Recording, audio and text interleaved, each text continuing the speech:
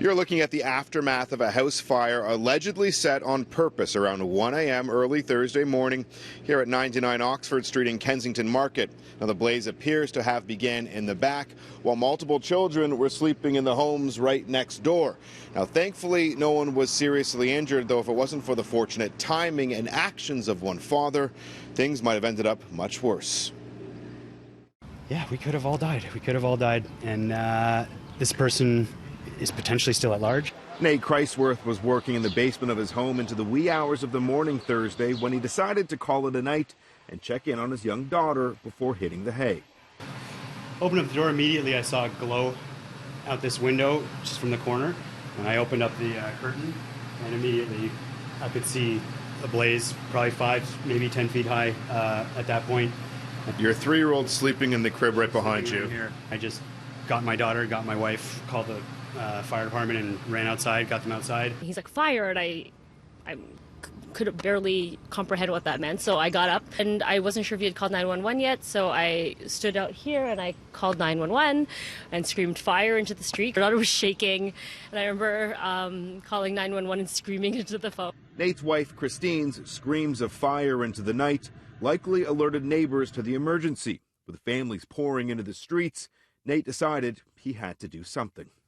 Got up on here, and I was just standing up on here, spraying across the roof. When I first came out here, there was like smoke coming out the gutter. I just kept spraying it, sprayed our roofs a bit just to try and make sure it didn't come across. And then firefighters maybe 5 minutes later got there, and I said just keep spraying it.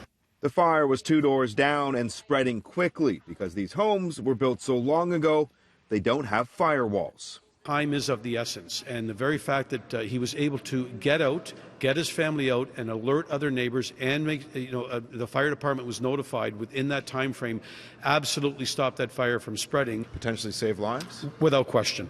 A big question remains: how did the fire start? Toronto police are now investigating.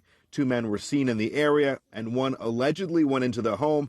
A short time later, the fire began. Nate and Christine say the home has operated as a rooming house for years, with a revolving door of tenants. We've already had one person taken out of here in the past for pulling a machete on our neighbor's wife.